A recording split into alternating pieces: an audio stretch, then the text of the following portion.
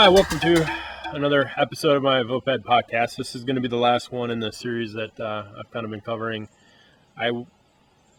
If you notice, I went through and changed the notes and the descriptions a little bit due to the fact that what I wanted people to understand is how the basic system has been set up in such a way that actually encourages you as an individual to lose your ability to be self-reliant and actually become more dependent upon some other entity. Most of the time, it's going to be government.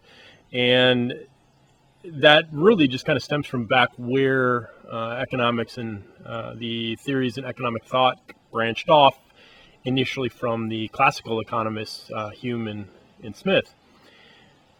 Of course, I did mention that Ricardo directly branched off of him, was Karl Marx, and it was easy enough to see how if you directed the specialization of labor, you can see exactly how the idea and the construction of the map for the ideal country in terms of Marxism and communism could be created in theory, because it never really works.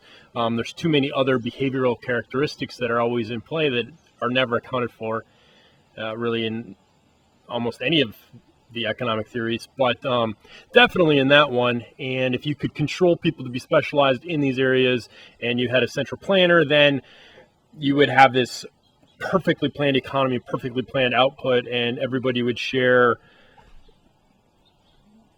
proportionally across the board to whatever it was that they were, however they were contributing.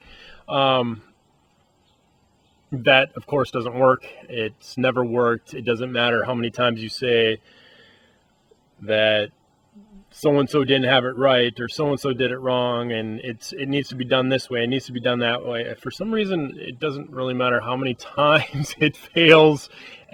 There's always the excuse that it should have been this or it should have been that. And I don't really know how to explain that bit of thought, but that's the way it always goes. However, the Keynesian and the neoclassical thought doesn't really stem that far from where Ricardo and Marx and he took specialization to a completely different level, but it doesn't really stem that far from it. You're still enslaved to a system, but this time it's based upon debt, and the free market is never really allowed to run its pricing mechanisms, although it does vary a little bit. The reason why I bring the Keynesian and neoclassical is because that's where the governments of the world really operate their economic policies. And it seems to switch back and forth between the two, depending on what era you're in. There's not that big of a difference, though, when you find out, because in the end, it always goes back to the Fed, especially in the U.S. system. And just to start out, let's do Keynes. Keynes came and developed his theory right after the Great Depression. He decided that, and he's, I guess, credited, you could say, with an aggregate demand aspect. However, it's not really aggregate demand, it's government spending. And by that is trying to induce demand. And as I mentioned previously, you can't force demand. It doesn't work that way, although they try. And he's even quoted as saying, it doesn't really matter if you dig a hole and fill it with money and have them dig it back up. It's work. People are being paid. That's going to give them money to go buy other things, and that'll create new jobs. And that's the whole aspect in where they believe you can create demand through government spending. The other side, the neoclassicists, they go aggregate supply. They, I believe it was Say's law. He didn't really say it outright, but basically the fact that supply begets its own demand. I mean, if you produce the supply, people are going to come along and they're going to buy it, and that in turn creates other jobs to sell and so on down the line. The whole concept is always that if somebody's spending money, then somebody else is getting a wage from the spending of that money, and so on down the line. And that's how you stir up the economy. That's why when they hand out money for a stimulus, that's the idea behind it. If you give somebody money, they're going to go out and they're going to spend it, and so on down the line, and that's supposed to stimulate an economy. In either case, though, whether you're doing the aggregate, I'm going to use that loosely, aggregate demand from Keynes, or you're using aggregate supply from the neoclassicists, they both end up with the Fed. They're also different time frames, however. Keynes is supposed to be considered short-term, and neoclassical theory is generally long-term, and they deal a little bit different.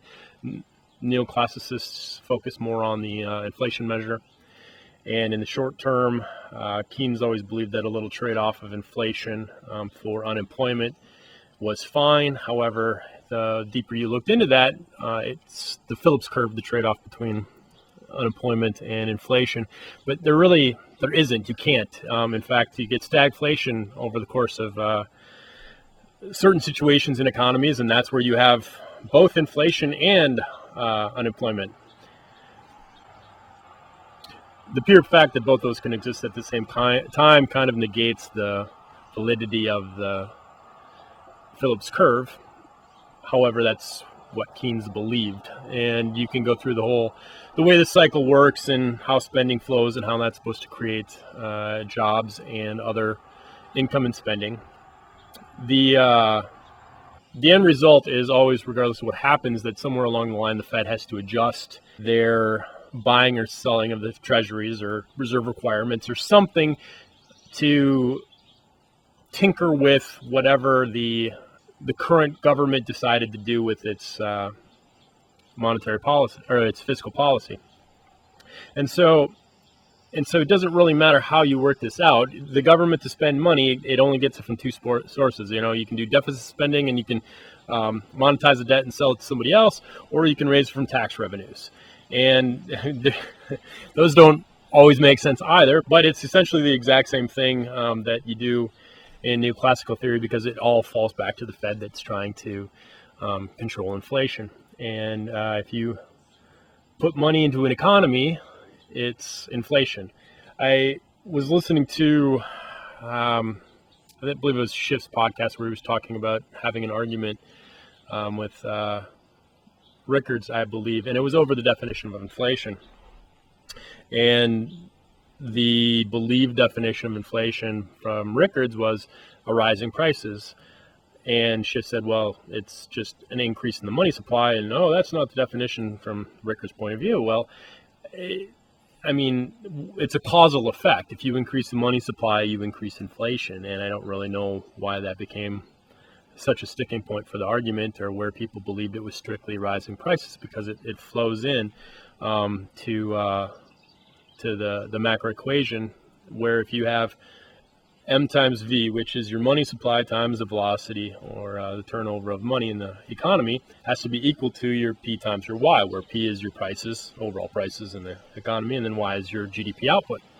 Well, it's generally considered that your velocity, your V and your Y, for the most part, are fairly stable. You try to get the economy to grow somewhere between 2 and 3% per year, and velocity doesn't really change. People spend the money on pretty much the same things. They do their same splurging when they do their same splurging. It's all fairly predictive. And the only things that can change then are your M and your P. And so if M goes up, that means P is going to go up. And that's just how it works. P can't go up really on its own unless productivity completely collapses, and then P can go up to balance it out. But that whole balancing of the equation, it's got to hold true. And so the most direct way to influence P is obviously through M. Anyway, the kind of got a little bit off track there, but not entirely, because either way, going back to the Keynesian neoclassical, it's always through M. It's whatever, if the government does the spending, or if the Fed assists and adjusts its rates to encourage spending, all of it goes back through M and money supply. And worse yet, it all goes back to debt and debt spending, because regardless of whether it's the government spending the money or if it's the the Fed expanding the money supply, they're also doing so through basically debt. They're a creditor to the people of the U.S. who are the taxpayers represented, and they're doing it for a fee as well. And so regardless of who's doing it, that's what happens. It always has to go back to the Fed. It always has to be adjusted by the Fed. It doesn't matter if it's short term, it's long term, it's your aggregate demand or supply, and those two definitions, it always falls back to one entity, and that's the Fed.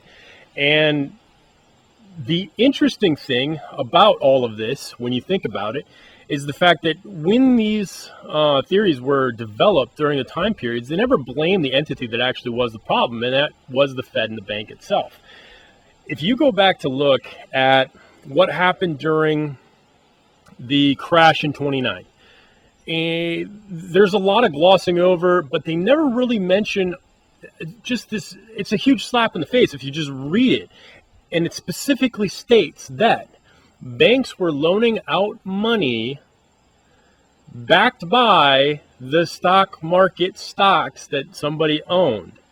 Now, where do you think if somebody took out a loan, that money was going? It was going back into the market.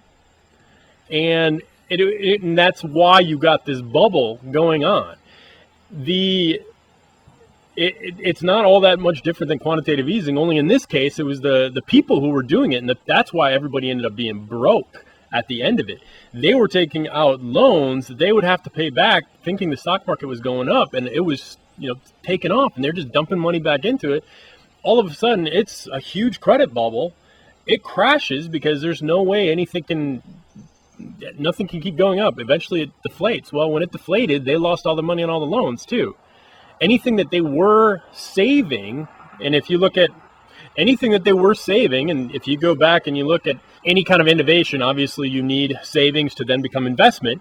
Well, nobody was really saving in the traditional sense, in that it was a secured savings. They were dumping it into the market, trying to watch it grow at a better rate, but obviously at extremely high risk. And so there were no savings being held that were available afterwards. That's why the entire thing collapsed. And so then Keynes came along with this solution for the entire circumstance, when it all goes back to it was the bank's fault for giving away all of the money with no real basis or backing. And granted, yeah, you can still go out and do backing with stocks today, because there are certain CEOs of companies that have become huge with IPOs, and they'll back a loan with 60% of the value of the current shares in the company or something like that. But it's dramatically less than what the market value is at the time, just in case. Anyway, I guess what I'm getting at is the fact that the development of Keynes's theory was all based upon a lot of false presumptions from a market that was destined to crash in the first place. The entire system around that time was relatively new anyway, and that in itself is another interesting topic to go into, the development of the Fed Reserve System.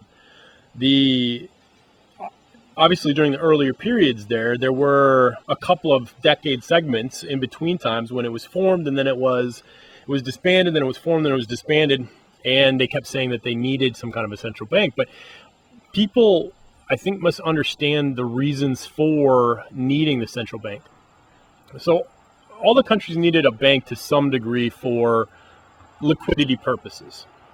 Now, what I mean by that is that if you've developed a currency, and we're talking physical money, you need to have a bank that has physical money on hand. So if you come in and you're either depositing or withdrawing, and people are doing their bits with that, you have the physical currency available to give to people if they want it. It's demand deposit. You need to have it.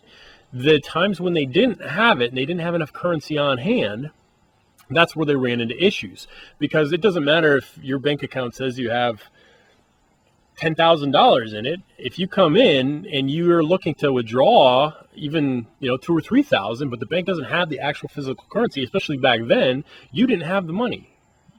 You weren't able to buy anything. That caused people to freak out and also stuff cash in their mattress. And it was no different back then. If you consider the fact that these banks, when they were developed, initially there wasn't the same fractional reserve banking system that we have today, which is another thing that gets the banks into trouble, and it's another way to create credit and wealth out of thin air, basically, and steal from the general populace and their labors.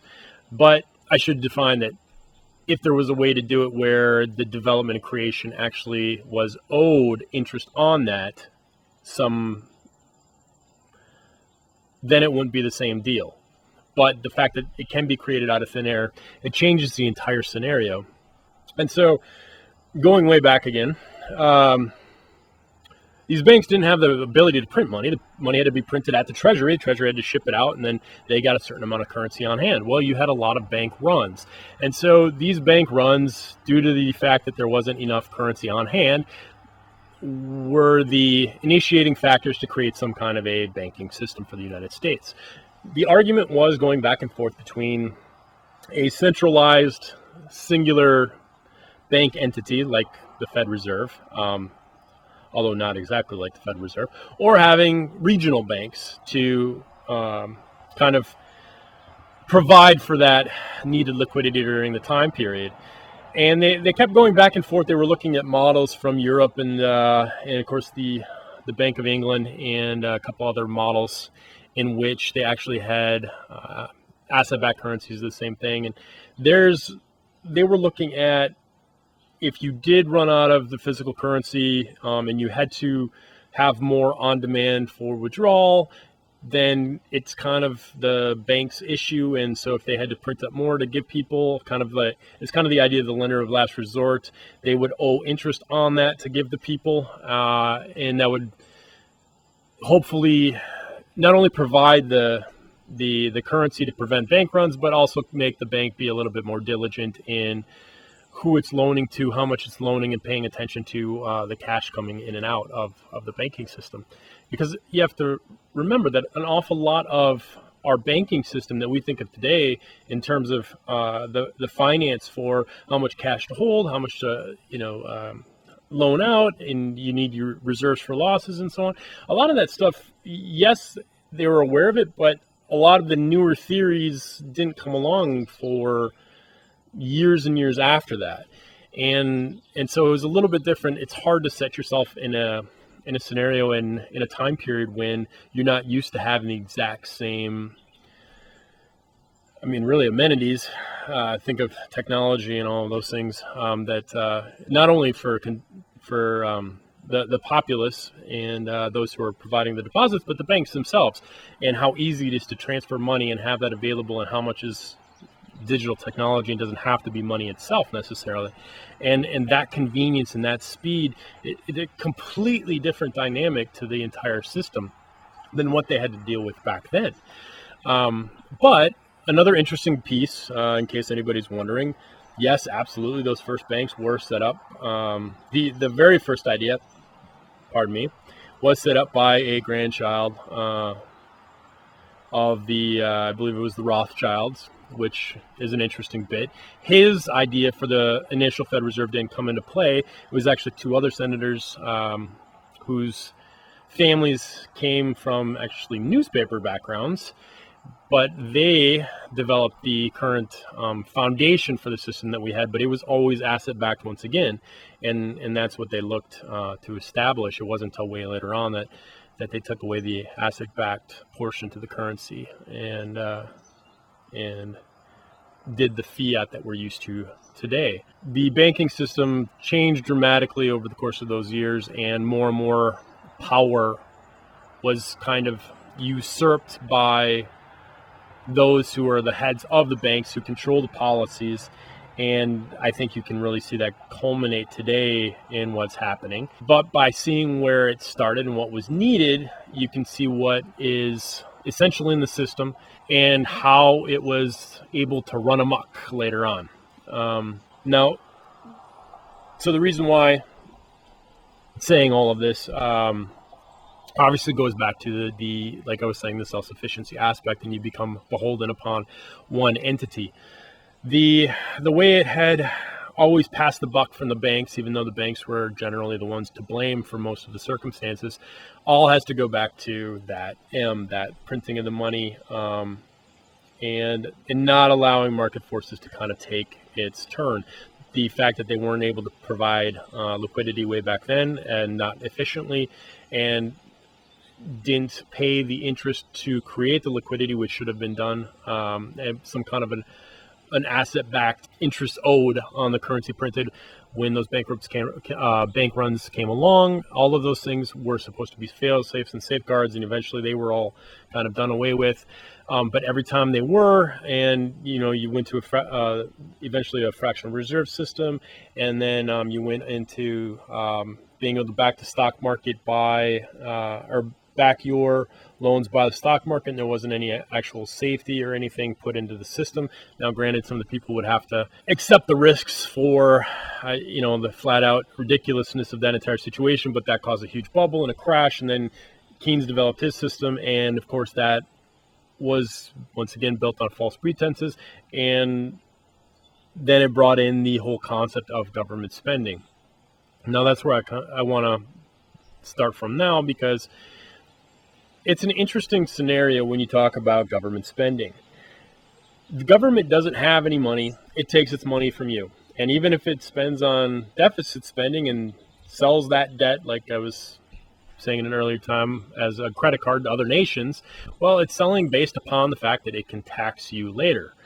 And that's really where the whole thing comes into, and where the government's fiscal policy is really screwy, because the government can only do two things. It can tax you, or it can give you a tax break, for the most part. That's what you got. And the interesting thing is that each of those result in opposing forces for whatever is actually done. Because if you end up giving a tax break, they increase deficit spending. But what happens usually is that if they need to do spending, the economy is in a lull. So what they do is kind of backwards. They cut your taxes, and then they spend more money. So they're spending at a deficit, because obviously they're not taking any tax revenue. And vice versa works, where if they increase your taxes, they're supposed to decrease their spending. And so both those situations in which are options for fiscal policy are complete opposites to each other. And the concept, when you actually look at it, you just shake your head, because it doesn't really seem to make that much sense that the government really has no real control over what it's doing. Not to mention, by the time they get everything through and do these passage of cuts and so on, the delay and the lag for any reaction to them is even worse. And I know there's plenty of people who would, will argue with that, but it's a funny scenario when you think about it, because regardless if the government is giving you a tax break and it's going to start to do more spending because it needs to churn over the economy, well, because it did all that spending, at some point in time it's got to pay for it again, and that's going to come from taxes, which it just cut. And that's where I'm going with that, is that it's an interesting scenario when they decide what to do with that. And that might also be why policy for a while there was tending more to the neoclassical side, where they were just simply trying to control inflation via the money supply, and not really trying to do too much with the taxes and drastic increases or decreases in government spending. Just try to keep, and not try to do too much with government spending. Just kind of keep those at more of a stable number. But the fact that those are the only two options for government doesn't really, I don't know, in my opinion, it doesn't really lend much credence to government solutions for economic problems. The biggest thing with that, I think, is because it's been shown time and again, especially from the classical idea, that your biggest leaps in GDP and output, which is kind of the measure for wealth of a nation, comes from innovation and individual ideas. Well, innovation and entrepreneurship, those ideas that spur new products, new output, new businesses, that comes from investment. Well, investment comes from savings. And so in order to have savings, people need to have money set aside, saved to invest. And it's also the same thing for companies. You obviously can get it on loans or take out lines of credit if you're a business, and that's going to vary depending on interest rates. But once again, going back to talking about inflation and so on, that can be done from more of a monetary policy and less of a fiscal policy. But what happens when the government takes your money is that it takes somewhere between, say, 20 and 35% of your paycheck. For some people, it's less. For other people, it's more. Obviously, it's relative to all kinds of stuff. People who do taxes, you know this. So it takes your money, and then it goes and it's going to try to expend it. But basically what it's saying is that if you were to have this money still available for you to use, then you know what you need, what you demand, what you want to spend it on, what you want to invest in. You know from your demand side of your preferences and your benefits that you're going to get from whatever's going on in the market, you know what you need.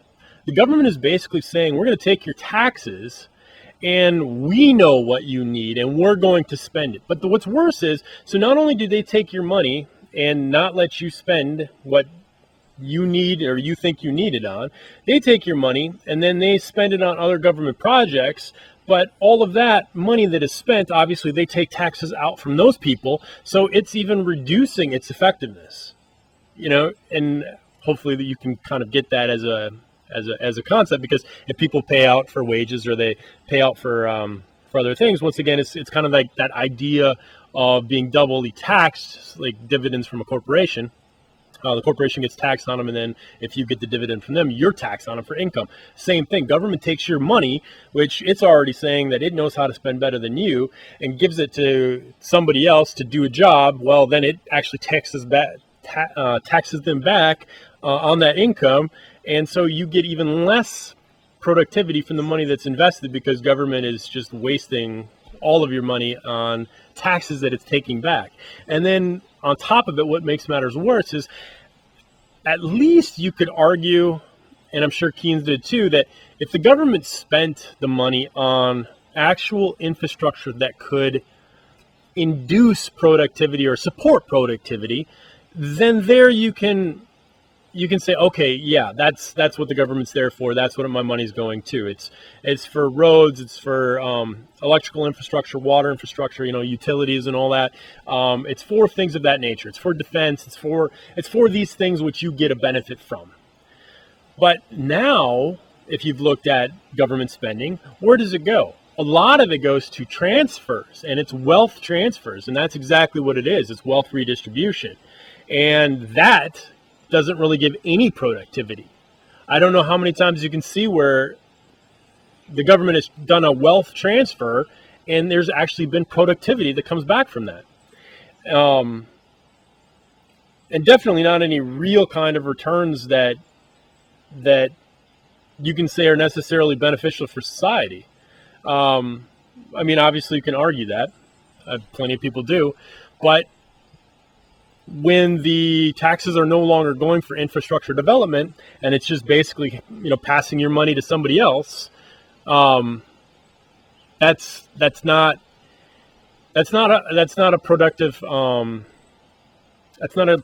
payment. That's not a transfer that's going to induce something. And part of that is because of the systems of social welfare payments and so on that probably shouldn't be there. And of course, once again, you can go back and argue about how much do these do, or how much is to support people in society that can't support themselves. How much is it to shun people from trying to go out and look for work because they're being paid basically not to work.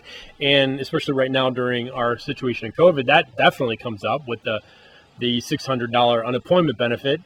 People are making more than they were when they were actually at their job. So you're literally paying people not to work. Well, that's an exact example of there not being any productivity. And the loss of productivity is one of the biggest things that contributes to inflation in the sense of inflation from prices. Because once again, like I was saying, if money supply and prices were held the same, but all of a sudden productivity goes down, well, prices have to go up, even if money supply is the same, to make up for it, to balance out for that money and velocity of money, because the V doesn't really change. I mean, it does now because there was a huge negative shock, but generally speaking, it didn't change.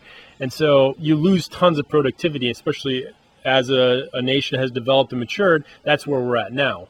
You can see that in the fact that there are bodies and bodies and bodies of government at all levels that just keep getting bigger and more bloated and are taking more money. You've got all of these at whether city, county, or state levels making six figures. Their pensions are more than they were when they were actually working. That's all that you're paying for now. None of that money is going to anything productive. And that's kind of like your last bastion, where you have your bridges start collapsing. Your electrical grid starts to kind of have soft spots in it. Your utilities need infrastructure upkeep. The pipes are rusting because they haven't been changed since the 1950s. I think that's New York, if I remember reading that correctly. But that's what you're left at. You're kind of at the last throes of a dying empire, because now it's just raiding the coffers, and it's been set up that way. Of course, now debt has also taken on that aspect, but that's where the entire Keynesian theory is not only creating really just bad policy and setting EO up for failure, because their policies pretty much negate each other along the way, which makes the fiscal policy for the government just ridiculous. But it's also setting up where it's saying that it knows what to do with your money better than you do, and takes away the market all in all, because it's no longer using your money just for the essentials that it was supposed to. It's now redistributing it for no productivity whatsoever, and in the end, the country suffers for that. And that kind of lends back to the idea of self-sufficiency, because the general populace, most people don't even know how to calculate out simple interest rates. How can you be expected to understand how budgets, taxes, investments, any of those things work when you can't even do basic computational math that is involved in all of those things?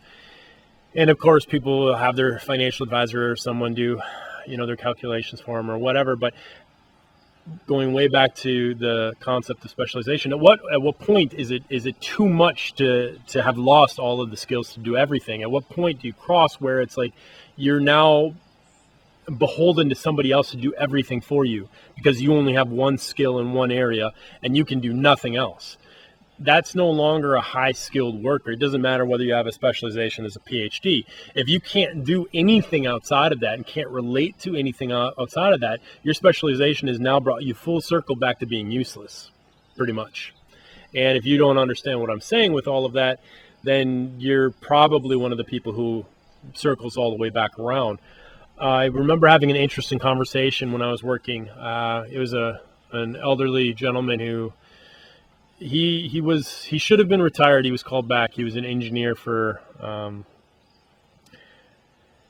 I think especially was aerospace, but he worked for one of those huge companies, and they wanted him to come on and kind of be a mentor to some of the younger engineers, because almost none of the younger engineers knew how to fabricate, weld, or do any of the actual physical hands-on things.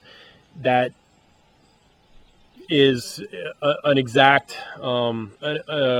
exact or similar example to when I was mentioning that a lot of the surgeons coming out don't have the fine motor skills to do the actual cutting and surgery that are necessary to kind of go into that field or that discipline.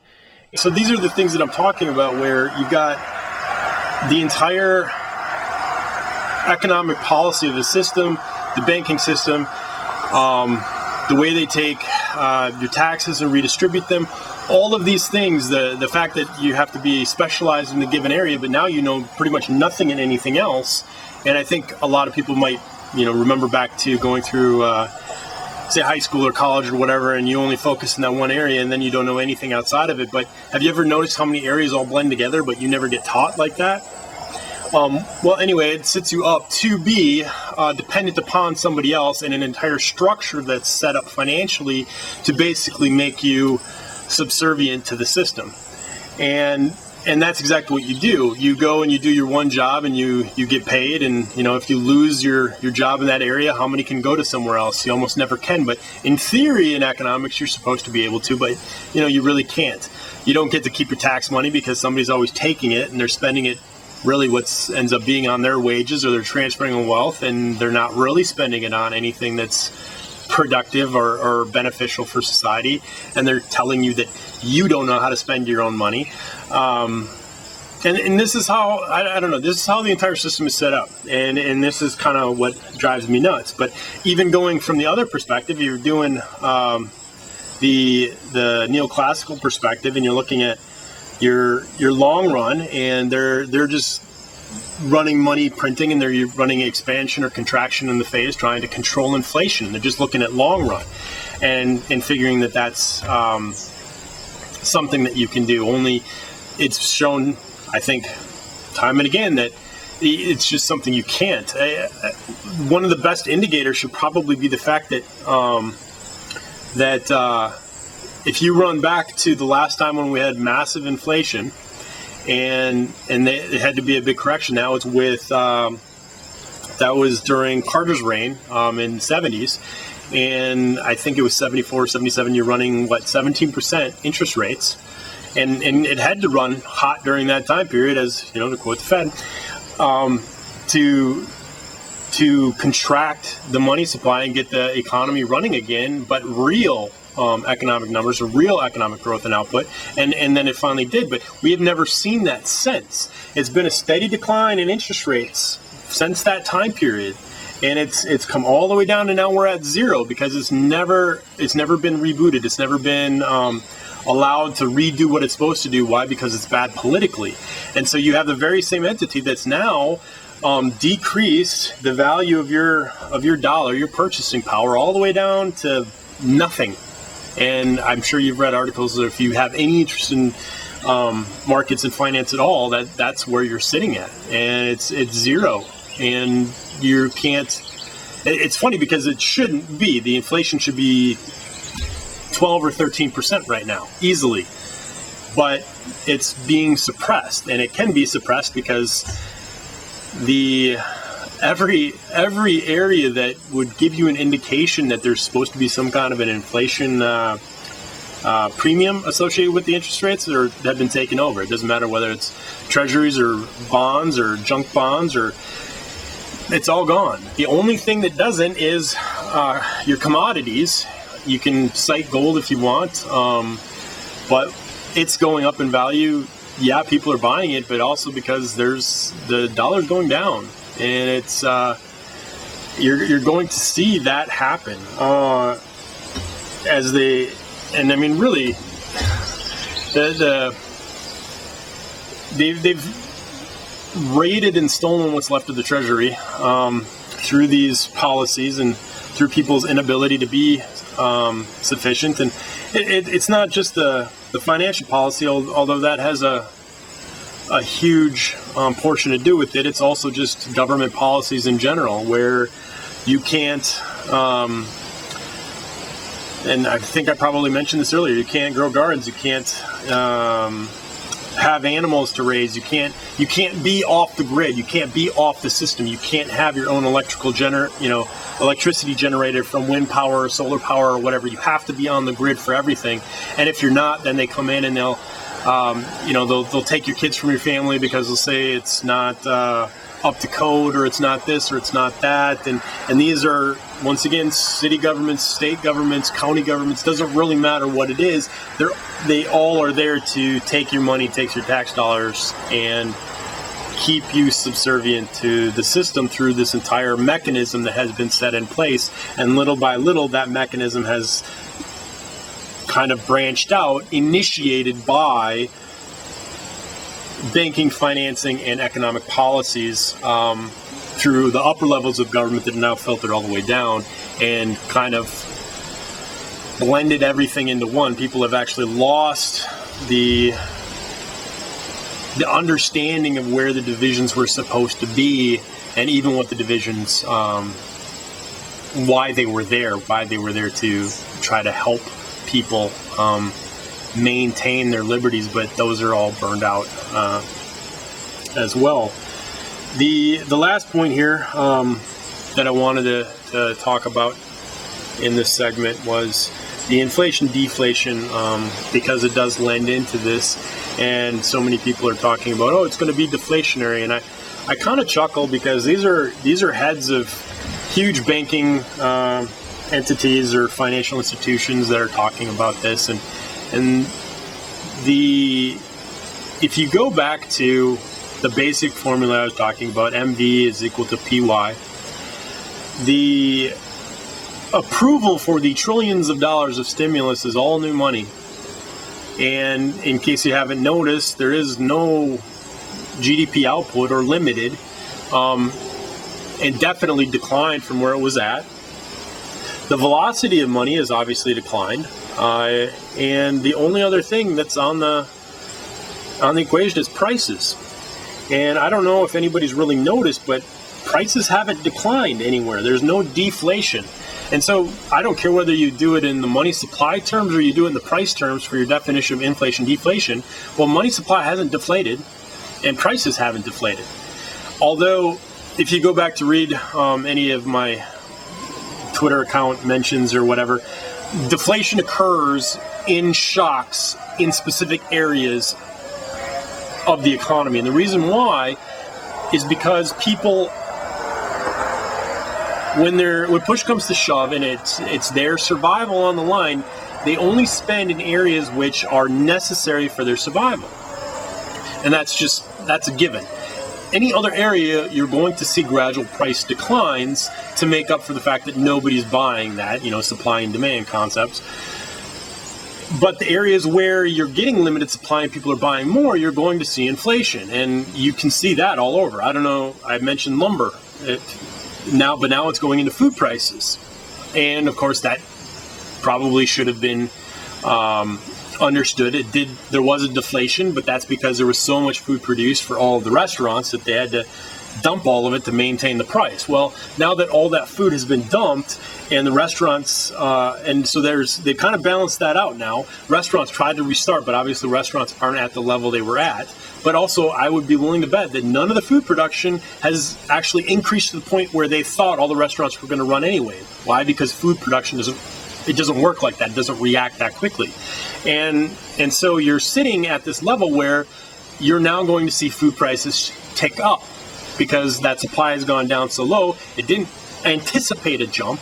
That doesn't work that way in food. So food prices tick up. Lumber prices tick up. Why? Because an increase in the demand for lumber and the supply wasn't reactive to it. Not to mention, if you get your supply from other places, well, then it's going to be more difficult to get it. How many people are dealing in durable goods and have to wait a week, 2 weeks, maybe 4 weeks for durable goods that you're ordering? Say you're getting generators or automotive parts or washing machines or any of those appliances that are coming from somewhere else. How long are you waiting for those? Sometimes they have them in stock, depends on what it is, but a lot of times they don't. And you do see ticking up in prices there. Where the concept for deflation comes in, I have no idea. I don't know if these people don't live in the real world or if they just don't understand how two sides in the equation works. And it's fairly simple to understand this, especially when you look at the fact that if money supply increases dramatically, and we're talking by magnitudes, 10 times, multiples of 10 scenarios, and you're looking at GDP output, which is barely skimming by and not really seeing any outlook or expansionary phases, then you're going to obviously have increase in prices. It's inflation. It's how it works. But what's worse is people obviously don't understand their history on top of it. The only reason why the dollar shows some stability is because it's still used as that quote-unquote safe haven. The fact that other countries still look to use the dollar for things creates a demand for the dollar and still gives it strength. The concept of supply and demand also works for the currency itself if it's considered a store of value, which the dollar always has been. But that faith and credit has come from the fact that The US GDP is huge. It's always been, well, it's past 50 years, it's always been huge compared to every other country in the world. And I don't think anybody ever really understands. I believe the GDP, if you take out China, is as large as the other 19 next largest GDPs, if you take China out of the equation. That's how big the US GDP is. Nobody understands that bit of it. And so because of that, that's what gave the dollar faith to be a store of value where you're not going to default. It's considered the risk-free rate. It's come from that. When you have countries begin to realize that the production from this country is stagnated and possibly stalled, right now there hasn't been a huge reaction to it because we're still in the whole virus phase. And so that makes sense. They're still anticipating something is going to happen positive to this. And so it's a wait. But people only can wait so long. If you roll in and you roll into November, December, and this isn't getting any better, and I guarantee you the election has a huge, huge impact depending on which way the election goes. And you will see the markets rocked if it goes one way as opposed to another way. All of a sudden, it is going to be hyperinflation. And the reason why is the exact same reason why it took place in other areas. Hyperinflation works in countries where they have no productive output and have to print money to cover their debts. They don't have any tax revenues because there's no productive output. And that's the linkage. If you don't have the ability to support the money you're printing is worthless. Everybody you can reference Zimbabwe or Weimar. I like referencing Weimar because even though it came after a massive world war and they were billing for reparations, the concepts hold true for why it works. I know I explained it once before, but I'll do it once again. The concepts for Weimar Germany was the fact that all of their productive assets were basically taken over or booked by some other country. So anything that came out of there, it was theirs. And so there was nobody making any money. There was no trade, no exchange, no nothing that the government was making in terms of revenue from any of those sources of output. And assets were factories or agricultural, mining, whatever. And so because it didn't have any way of collecting revenues, it didn't have any real way to pay for the debts that they had. The only thing they could do was print money. Well, everybody knew that this is what was going on, so nobody wanted their money. You don't want money that's being printed by somebody. If they can just generate it, there's no value to it. And I believe I covered that. That's the whole scarcity value thing. There's got to be something associated with it. The only way they had out, and I mean, I mentioned it went from like a million marks per dollar to $1 trillion marks per dollar in 6 months. The only way out of that was to create a brand new currency that was an asset-backed bond of sorts. It was a collateralized currency that they developed in a very small supply that guaranteed whatever was left on the mortgages for all of their farms and so on. So there was something backing it.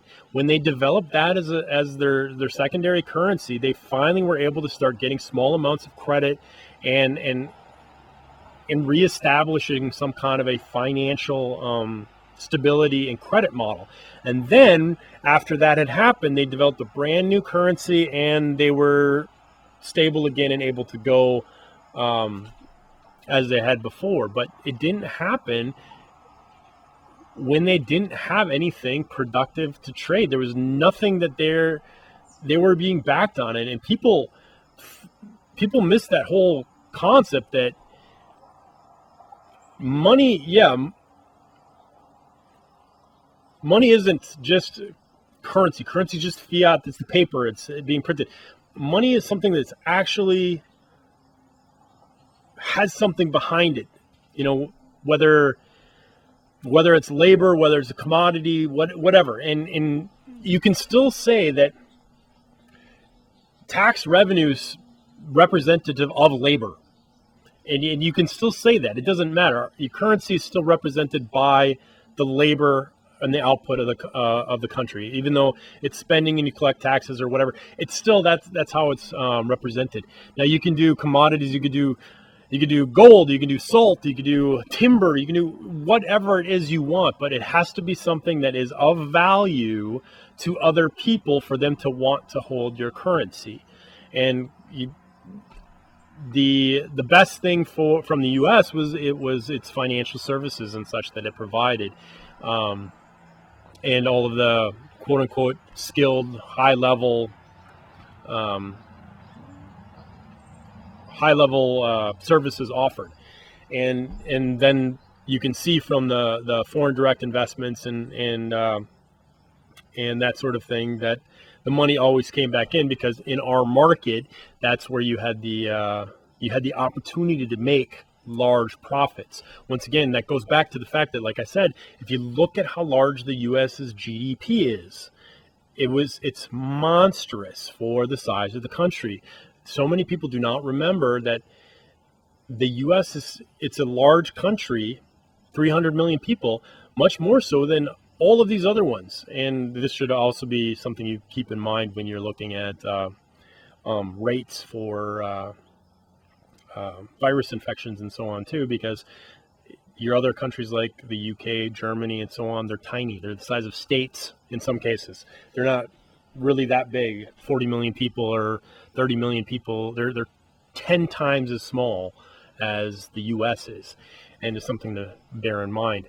But it's a comparative thing, and I don't know how many people think of it that way.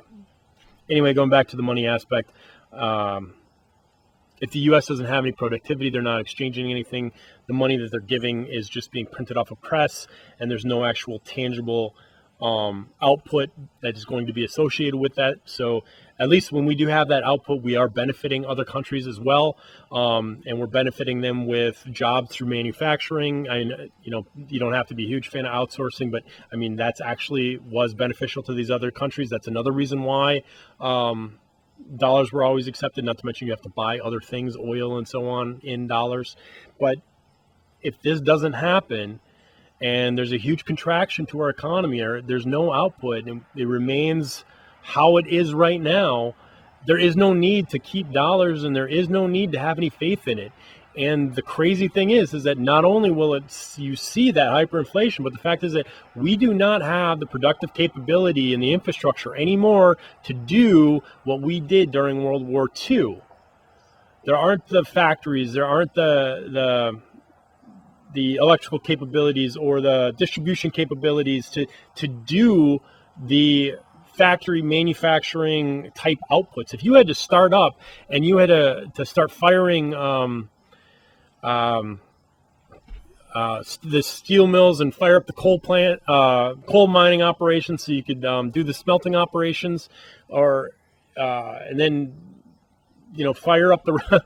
I mean, I can't even imagine what that would be like, to have to start everything all over, to have our country try to do what other countries now do for us, because the expenses would be through the roof. You would probably not find the actual building and structures up to spec to be able to do that, let alone the designs and the lines and all the machinery necessary. The cost would be astronomical, and there's no way it could get done right now. That's why everything went the way it went. But that's kind of a topic for another day. I guess my end-all point for this is simply the fact that if you don't understand other aspects for things that involve your everyday life, especially your freedoms, it's a good idea to find out bits and pieces about them so you do have some understanding. Otherwise, you just get drawn in and suckered in for cheering for one side or the other, when in essence what they're doing is still just taking more and more of your freedoms and liberties and leaving where you're at right now. But yeah, the aspect from our financial position is, in short, not good. And if you do have time in your schedules to listen to people discuss these things, it's good to listen to people whether you agree with them or not, to get some insights. Everybody, whether they have a point you agree with or not, usually has some bit of wisdom or something you didn't think of or something you didn't see that might spur other thought or relate to something somebody else said, and you can kind of draw a picture together. That's one thing you learn dealing in the area of finance and economics, because it's all theory and because they try to react to what's going on and there's lags behind. No one ever ends up being right 100% of the time. In fact, I don't even know if anybody ends up being right 30% of the time. It's kind of like being a weatherman. But anyway, thanks for listening, and I'll see you in another episode.